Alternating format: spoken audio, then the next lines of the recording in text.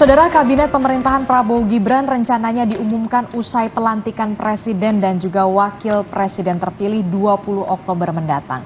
Jumlah menteri disebut lebih dari saat ini dan banyak dari kalangan profesional.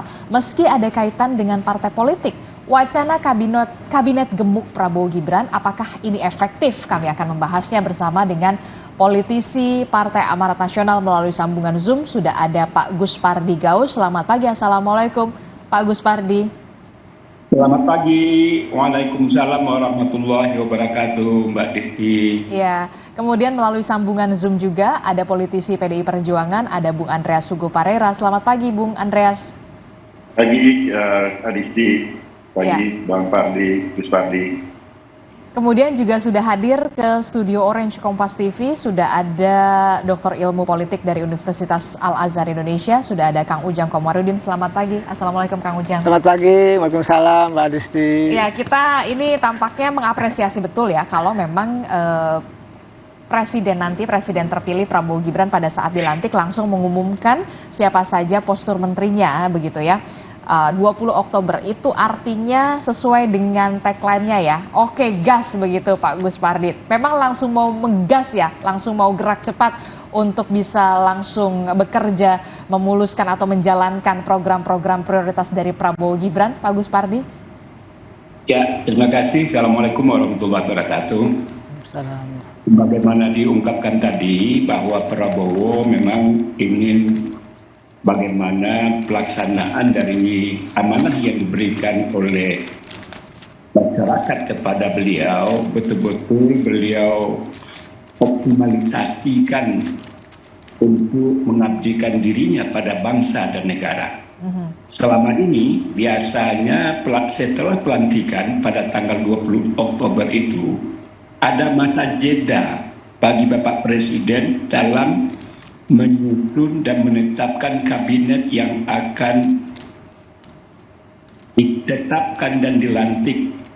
Pada masa sekarang ketika Pak Prabowo diberikan amanah, sebagaimana diungkapkan tadi bahwa pelantikan itu betul dilaksanakan pada tanggal 20 Oktober 2024 dan beliau melakukan gaspol bahwa pada tanggal yang sama akan melakukan pelantikan kabinet.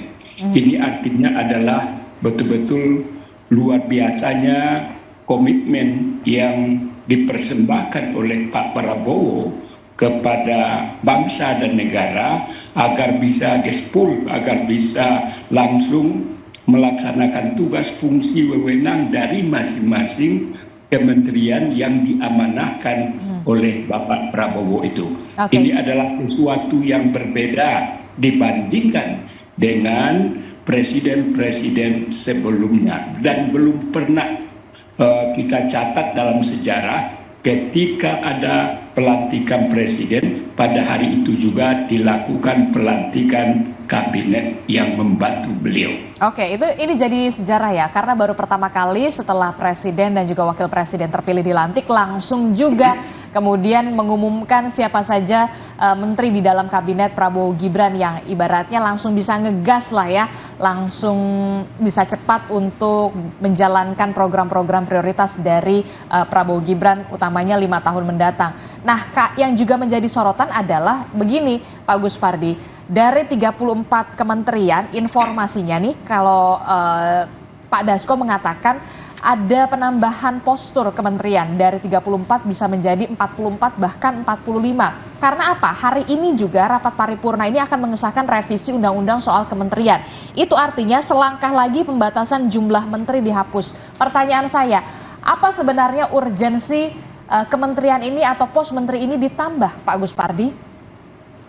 Ya, memang berdasarkan revisi undang-undang yang kebetulan saya adalah juga anggota balik dan juga anggota panja daripada revisi tentang undang-undang kementerian dan lembaga ini, bahwa pada undang-undang yang lama itu memang dibatasi jumlahnya adalah 34 kementerian. Pada hari ini dan insya Allah pada paripurna nanti mudah-mudahan akan disahkan oleh paripurna yang jumlahnya tidak diberikan batasan. Artinya adalah diberikan kewenangan kepada mandataris, kepada Bapak Presiden sesuai dengan kebutuhan apa yang menjadi tugas fungsi pokok yang akan menjadi sesuatu yang beliau harapkan. Jadi persoalan jumlah itu adalah sangat relatif, tergantung kepada visi misi daripada Bapak Presiden ini. Sehingga kesepakatan kami di DPR bahwa jumlah itu tidak perlu kita batasi dan cukup kita serahkan sepenuhnya kepada Presiden terpilih untuk menentukan dan menetapkan. Begitu juga terhadap kita tidak dikotomikan antara apakah politisi, profesional. Tetapi saya yakin dan percaya bahwa orang-orang yang akan ditempatkan pada tempat yang ditentukan oleh Presiden, saya yakin bahwa orang-orang itu adalah orang yang punya kapasitas, kapabilitas, dan saya yakin mudah-mudahan ekspektasi masyarakat terhadap jabatan-jabatan atau orang-orang yang akan diberi amanah oleh Bapak Presiden ini sedang ditunggu-tunggu dalam rangka untuk menyampaikan, mengaktualisasikan visi misi daripada Bapak Presiden tersebut. Oke, jadi revisi undang-undang soal Kementerian Negara ini kemudian direvisi dan hari ini disahkan dalam rapat paripurna. Nah, kalau ada anggapan begini Pak Gus Pardi, revisi ini dilakukan secara kilat untuk mengakomodir supaya pemerintahan Prabowo Gibran ini bisa lebih leluasa begitu, dari 34 kementerian tidak dibatasi begitu, untuk bisa mengakomodir soal partai politik pendukung dari Prabowo Gibran yang kita tahu banyak sekali. Benarkah demikian? Kita tidak pernah bicara di balik ataupun di panja terjadinya revisi undang-undang kementerian ini diakibatkan oleh terjadinya dukungan atau apa yang disebut tadi bahwa partai-partai politik pendukung itu sangat luar biasa. Responnya kepada Bapak Prabowo tidak pernah kita bicarakan tentang persoalan itu. Jadi urgensinya apa untuk bisa tidak ada limitasi penambahan kementerian?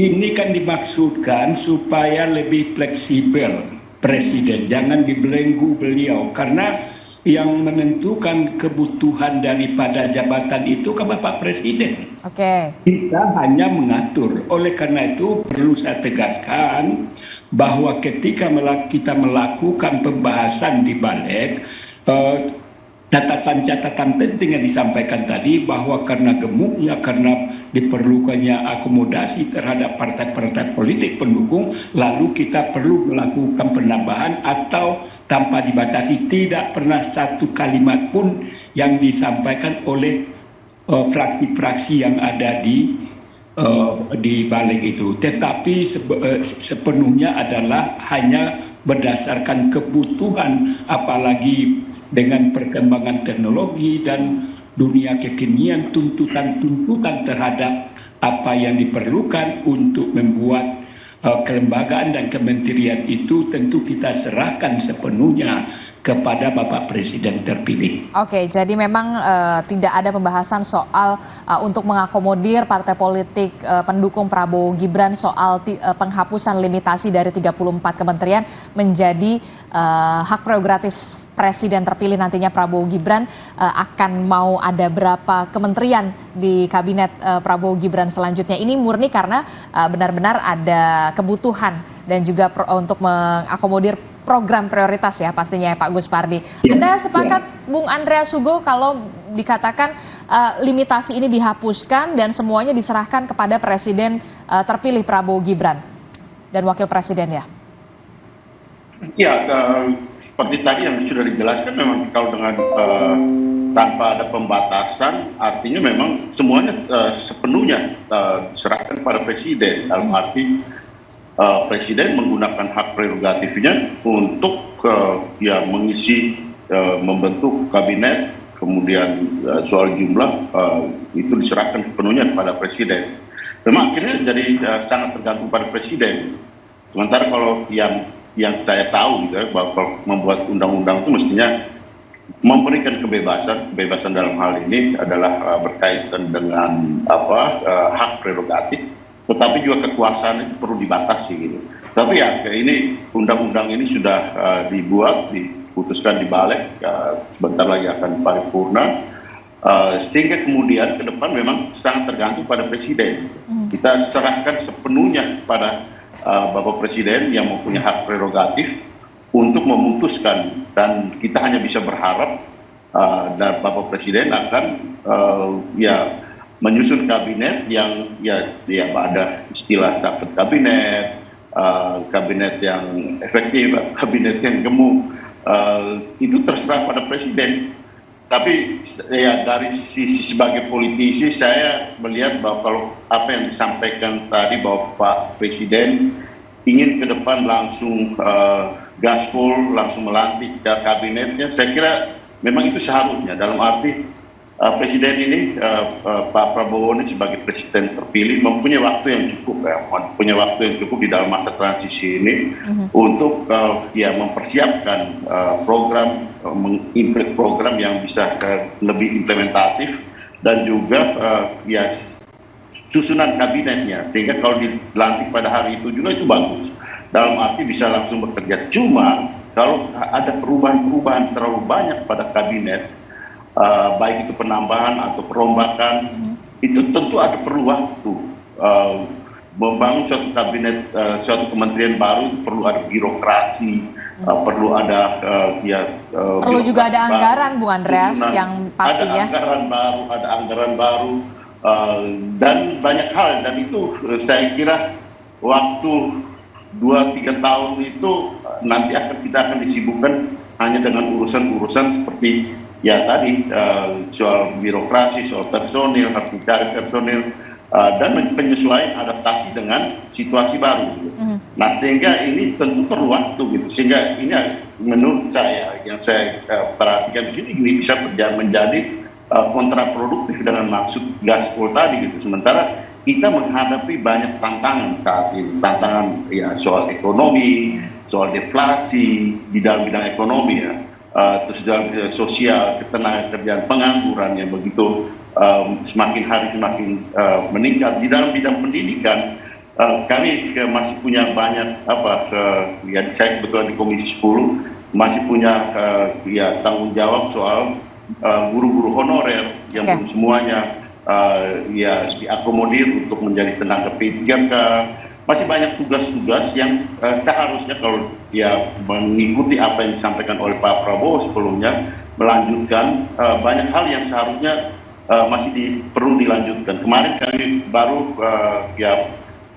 menyelesaikan soal revisi undang-undang kepariwisataan yang belum selesai, dan ini ke depan harus diselesaikan karena sistem carry over-nya.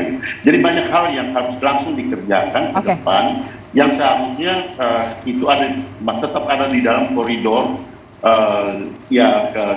pemerintahan yang sedang berjalan ini, supaya keberlanjutan itu bisa secepat mungkin dilaksanakan. Jadi menurut Anda kalau misalkan ada perombakan postur kementerian yang ditambah, ini kontradiktif sekali dengan niat dari pemerintahan Prabowo Gibran yang ingin langsung ngegas untuk melanjutkan dan juga melaksanakan program-program prioritas mereka.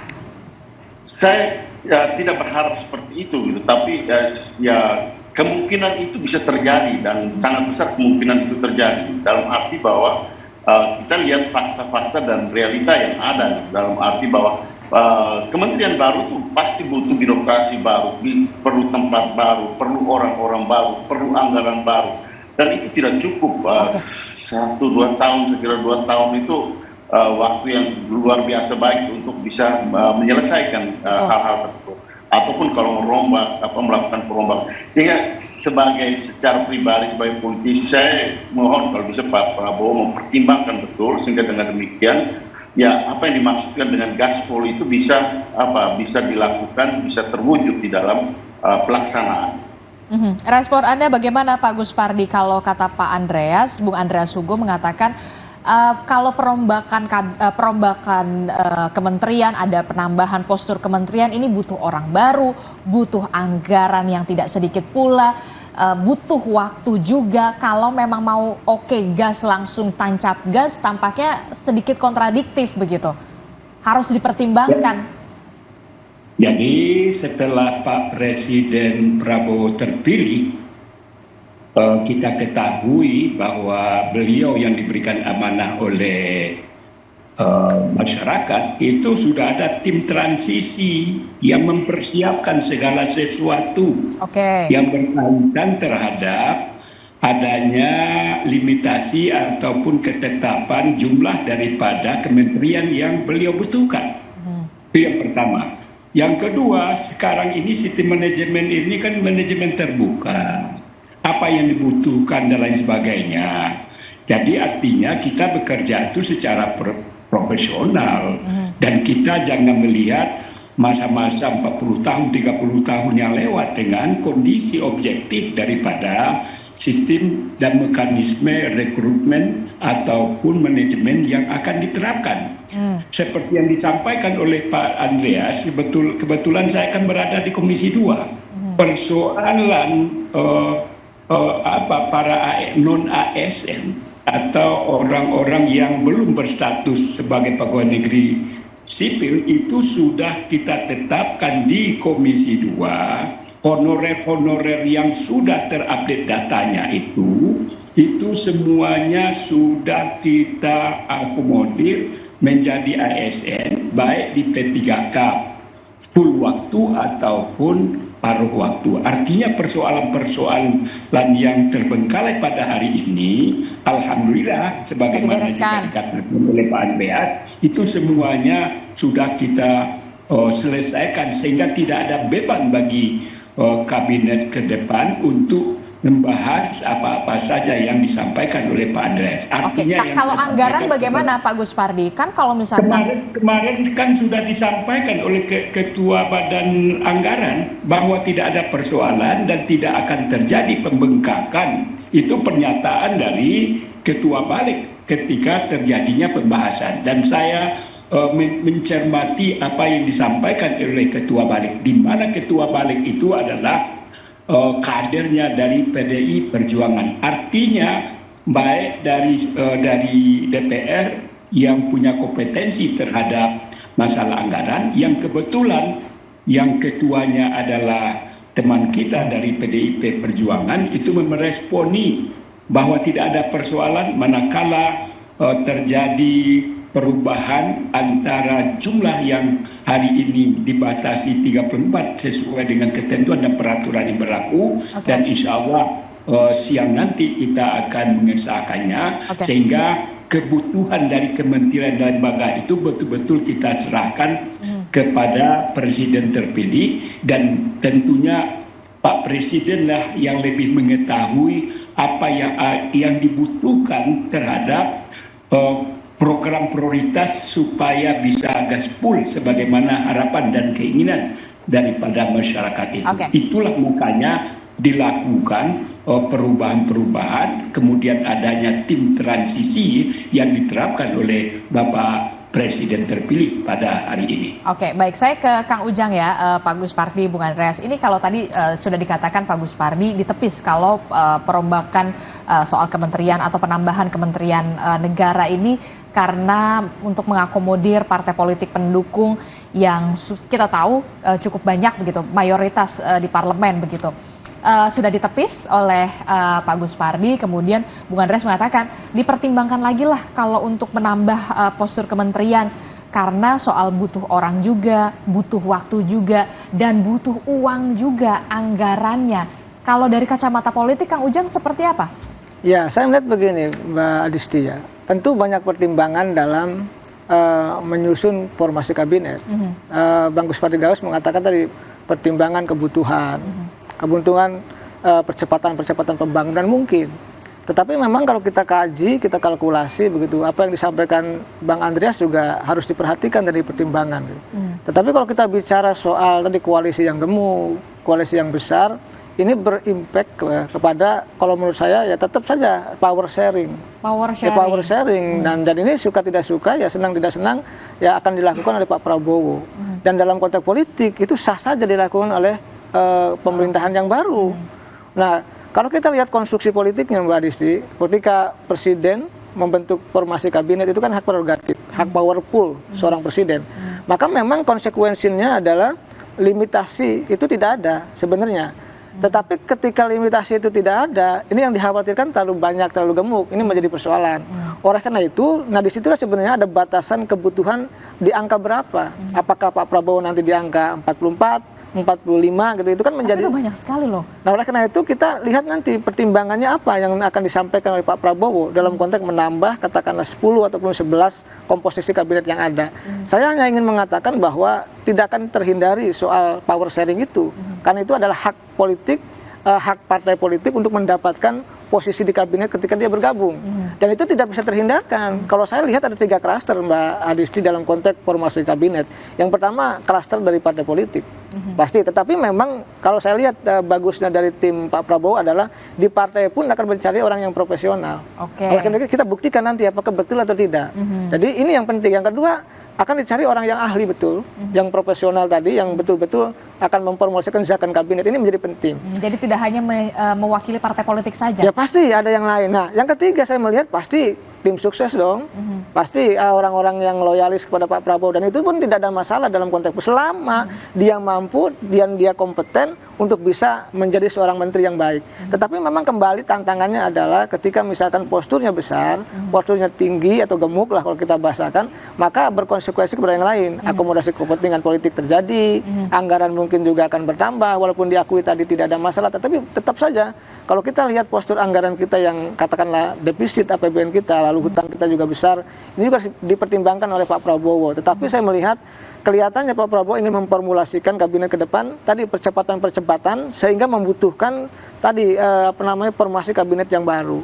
Nah, kita melihat memang persoalan kabinet adalah bukan soal menterinya saja, Mbak Disti.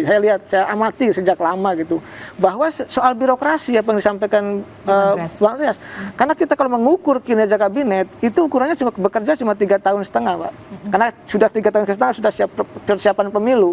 Oleh karena itu, betul-betul Pak Prabowo ketika mempertimbangkan formulasi kabinet itu bukan hanya soal jumlahnya yang banyak dan besar itu, tetapi mencari sosok figur-figur yang tepat yang bisa menjalankan tadi janji-janji kampanye yang sudah disampaikan yang mencari lalu. Sosok figur yang tepat untuk bisa melaksanakan janji-janji kampanye dan juga program prioritas. Salah satunya yang kita kenal adalah makan siang gratis, yang tentu saja anggarannya tidak sedikit dan memang sudah dibahas juga oleh Kementerian Keuangan pada saat itu ya. Termasuk juga tadi yang Anda katakan soal power sharing. Nah, kalau Koalisi Indonesia Maju, kita tahu ada Partai Amanat Nasional, kemudian ada Partai Gerindra, Partai Golkar, dan partai-partai lainnya yang memang sudah sejak awal berjuang, berdarah bersama-sama oleh Prabowo Gibran untuk memenangkan Prabowo Gibran. Lalu bagaimana dengan partai politik yang baru saja dalam tanda kutip nebeng ketika sudah ada Prabowo Gibran menang? Katakanlah Nasdem, PKS dan juga PKB. Ini juga harus diakomodir kan? Ya pasti.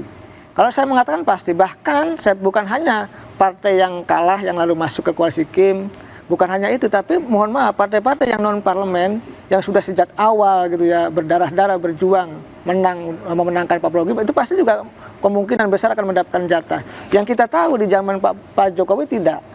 Partai-partai non parlemen tidak. Mungkin saya melihat ada formasi baru yang diberikan kepada partai-partai non parlemen yang sudah dari awal mendukung Prabowo Gibran untuk bisa saja menjadi menteri. Saya meyakini itu ada indikasi-indikasi.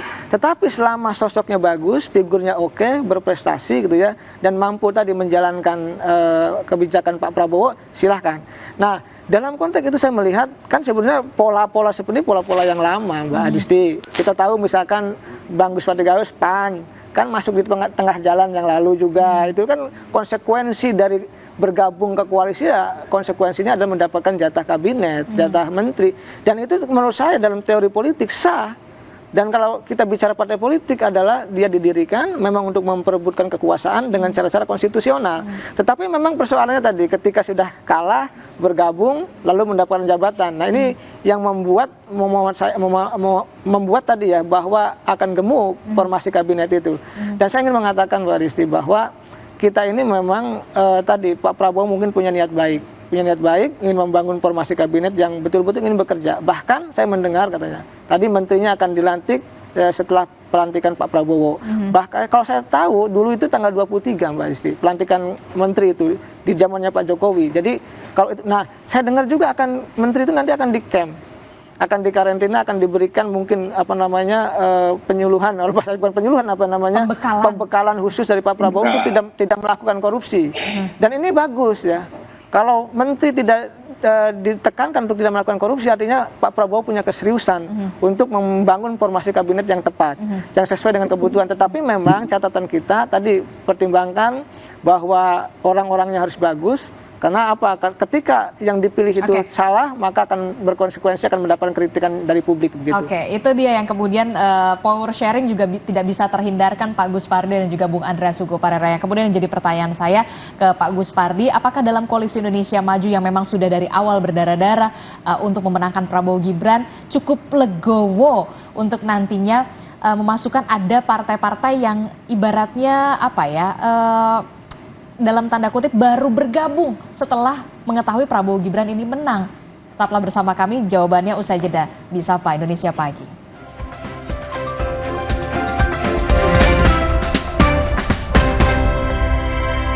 Saat menangkap, mengumpulkan, dan mengolah peristiwa, secara paksa oleh penyidik, kami kerahkan upaya terbaik. Ketika menyampaikan berita serta informasi, kami tak sekadar menyapa. Ada referensi, aspirasi, juga inspirasi yang menjadi misi. Sapa Indonesia di Kompas TV. Independen, terpercaya.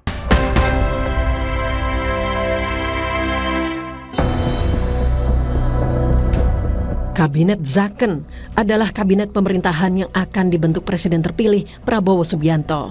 Jumlah menteri kabinet yang berisi kalangan profesional ini disebut-sebut akan bertambah dari jumlah menteri kabinet Indonesia Maju bentukan Presiden Jokowi, alias lebih dari 38 menteri. Selain itu, Sekjen Partai Gerindra Ahmad Muzani menjelaskan meski kalangan profesional bisa saja menteri tersebut terafiliasi dengan partai politik. Non-partai, artinya ada orang yang profesional, orang ahli tapi dia bagian dari partai. Artinya ada orang memang ahli di bidangnya tapi dia secara politik terafiliasi dari satu partai politik yang berkuasa. Ada kementerian yang dipisah, ada beberapa kementerian yang memang jumlah keseluruhan mungkin bertambah dari yang sekarang. Sebelumnya, Presiden terpilih Prabowo Subianto menyatakan masih menunggu parpol lain untuk gabung dalam koalisi. Bahkan, Ketua Umum Partai Gerindra ini menyebut tak masalah bila dianggap membangun koalisi yang sangat gemuk. Sekarang aku nunggu, ya kan? Mana yang mau gabung lagi? Dan ada yang mengatakan, wah ini gimana? Koalisi gemuk banget. Bangsa kita besar. Mantan Menteri Tenaga Kerja yang sekaligus anggota baru Koalisi Indonesia Maju, Muhaimin Iskandar, memberi sinyal Partai Kebangkitan Bangsa, PKB, dapat saja bergabung ke Kabinet Prabowo Gibran. Meski demikian, Ketua Umum PKB ini mengaku belum pernah dilibatkan untuk membahas rancangan menteri. Saya ini belum sama sekali terlibat ya, PKB pada posisi sama sekali tidak dilibatkan dan kita pada posisi menunggu aja. Belum. Sementara partai besar yang belum menentukan sikap politiknya, PDI Perjuangan melalui sang Ketua DPP Said Abdullah memberi sinyal bahwa PDIP juga bisa saja masuk ke dalam pemerintahan Prabowo Gibran jika ada kesamaan visi dan misi. Bagaimana PDI Perjuangan melihat visi bangsa ke depan 5 tahun di bawah Bapak Presiden Prabowo. Jika visinya sama, maka PDI Perjuangan dengan sendirinya tidak harus masuk kabinet, bisa mendukung itu. Atau nggak masuk kabinet juga pasti dukung. Intinya pokoknya bagi kami keselamatan bangsa dan kemakmuran rakyat adalah harga mati. Meski belum pasti jumlahnya, Menteri Kabinet di pemerintahan Prabowo Gibran masih disusun jelang pelantikan Presiden dan Wakil Presiden 20 Oktober 2024. Memang, susunan kabinet merupakan hak prerogatif presiden terpilih. Namun, Gerindra sebelumnya mengakui nama-nama politisinya sedikit dalam kabinet Prabowo Gibran 2024-2029. Tim Liputan, Kompas TV. Terima kasih Anda masih bersama kami dalam Sapa Indonesia Pagi. Saudara, melanjutkan dialog kita soal koalisi gemuk begitu ya di kabinet Prabowo Gibran untuk 5 tahun mendatang, yang kita tahu partai pendukung dari koalisi Indonesia Maju Plus ini memang tidak main-main, mayoritas di parlemen. Masih membahasnya bersama politisi Partai Amanat Nasional Pak Gus Pardi Gaus, kemudian juga ada politisi PD Perjuangan, ada Bung Andreas Hugo Parera dan juga Kang Ujang Komarudin.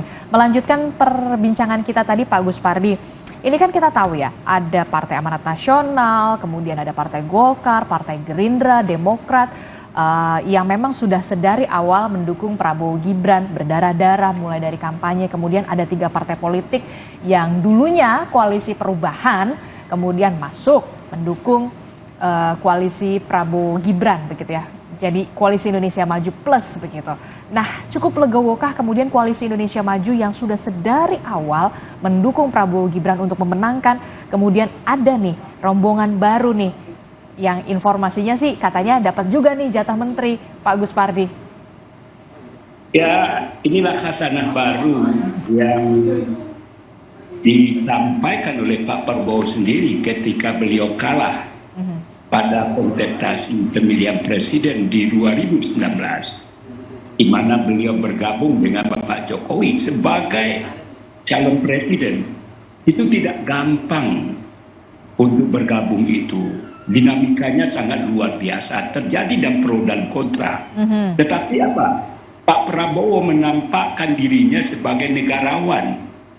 Walaupun ada orang mencaci maki dan lain sebagainya, tetapi beliau mementingkan kepentingan bangsa dan negara. Oleh karena itu pembelajaran ini tentu juga didapatkan oleh partai-partai pendukungnya. Coba bayangkan selama kita mendengar ada upaya-upaya dari partai yang di seberang itu akan merapat kepada koalisi Indonesia Maju, itu tidak ada satupun partai pendukung mempermasalahkan, malah memberikan karpet merah kepada mereka untuk bisa bergabung. Malah Presiden terpilih Pak Prabowo menyatakan masih menunggu kalau seandainya masih ada di antara partai-partai yang belum menyatakan sikap.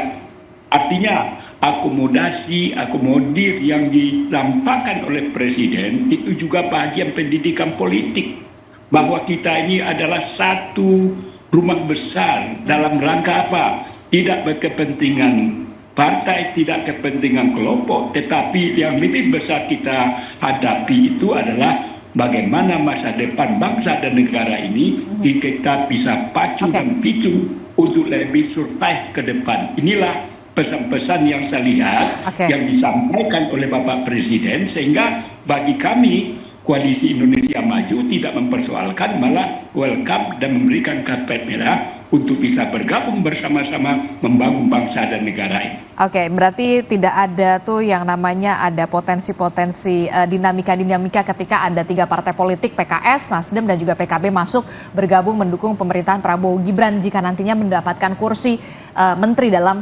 kabinet Zaken atau kabinet gemuk dari Presiden terpilih Prabowo Gibran. Pak Gus Pardi, ketika nantinya ada kabinet ini Prabowo Gibran ini, berarti juga ketua umum partai politik yang tergabung dalam Kim Plus juga akan ada posisi juga dong berarti untuk kursi menteri. Taruhlah kita tahu ketua umum partai politik Partai Golkar Bahlil Lahadalia, kemudian ada Partai Amanat Nasional Zulkifli Hasan, kemudian ada Partai Demokrat, ada Mas AHY, kemudian juga ada beberapa partai lainnya yang ketua umum partai politiknya masuk ke dalam kabinet Prabowo Gibran, termasuk juga PKS, Nasdem dan juga PKB, Muhaimin Iskandar.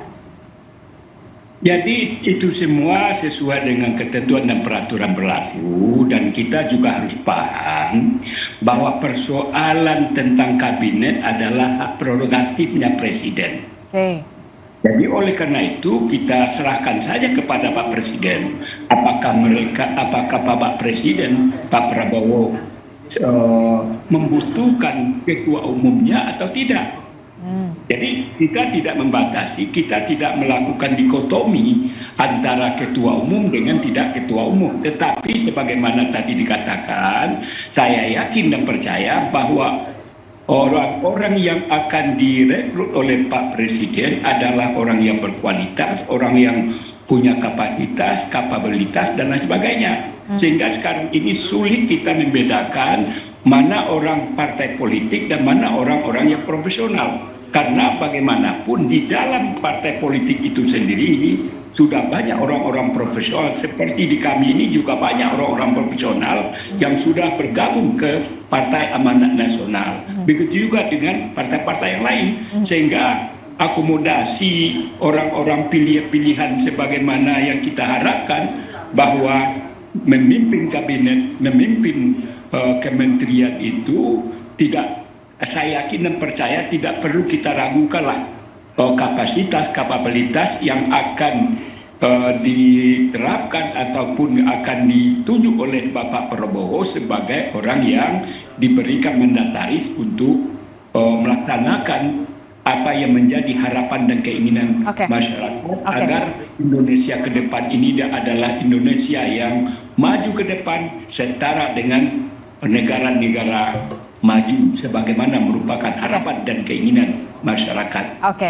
Tentu saja kita harapkan posisi-posisi menteri yang duduk di posisi menteri itu adalah nama-nama yang benar-benar profesional, walaupun kita tidak bisa menafikan power sharing memang ada dalam pembentukan kabinet begitu, tapi kita tahu soal pembentukan kabinet itu memang hak prerogatif dari presiden begitu ya, Pak Gus Pardi. Saya ke Bung Andreas, tadi Pak Said Abdullah mengatakan bisa saja PDI Perjuangan masuk ke dalam kabinet atau di luar kabinet. Kalau masuk ke dalam kabinet bisa saja kalau misalkan visi dan misinya sama begitu. Itu artinya terbuka juga ketika nanti ada tawaran dari Pak Prabowo untuk PDI Perjuangan bisa mendudukkan orangnya di kabinet Prabowo Gibran.